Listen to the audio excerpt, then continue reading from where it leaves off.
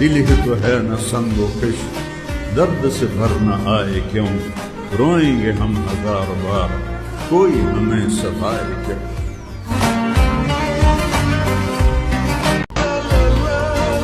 دیکھو کیا مقدر ہے صدیق و فاروق کے، جن کے گھر ہی رحمتوں کے خزینے میں، بھلا کیا کہا نبی پاک۔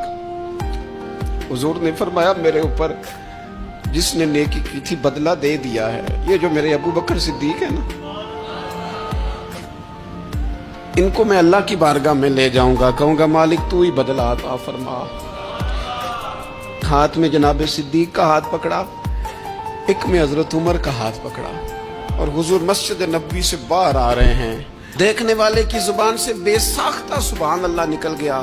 کیا شان ہے، کیا مقدر ہے۔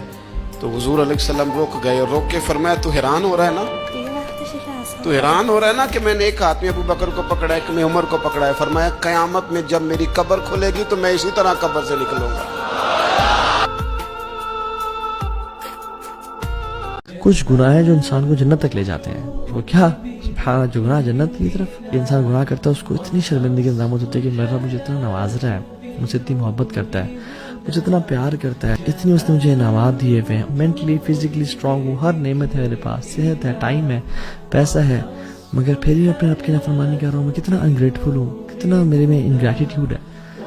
وہ آنسو بہاتا ہے، اور پھر وہ گناہوں پہ اصرار نہیں کرتا، پھر وہ پلٹ جاتا ہے، اس کی لائف چینج ہو جاتی ہے، پھر وہ اللہ کے نبی کا طریقہ اپنا لیتا ہے، اور پھر یعنی سبحان اللہ ہی بیکمز اے بلیور سبحان اللہ۔ ایک مسلمان جو اپنی بیوی کے ساتھ ساری زندگی وفا کرتا ہے، آلو پیاز ٹماٹر، اور پھر بھی تانے سنتا ہے کہ آپ سے ملا کیا مجھے، اس کی اولاد کی ساری زندگی خرچے اٹھاتا ہے، ساری ٹینشنیں ایک مرد اٹھا رہا ہے، اس کا بیوی سے صرف یہ مطالبہ ہے کہ میری مرضی کے بغیر گھر سے باہر مت نکلو۔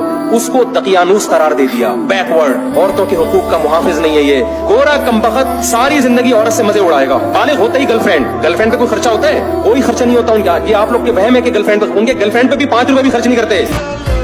آپ کا سوال جو ہے وہ ایک کامن پبلک والا سوال ہے۔ بات یہ ہے کہ سب سے پہلے یہ سمجھ لیں کہ آپ کو یہ جو بتایا گیا کہ آپ بڑے خوش نصیب ہیں، تو شاید یہ بھی کوئی اتنی بڑی حقیقت نہیں ہے۔ مجھے بتائیں اس سے بڑھ کر بد نصیب کون ہے جو دریا کے کنارے پیاسا مر جائے۔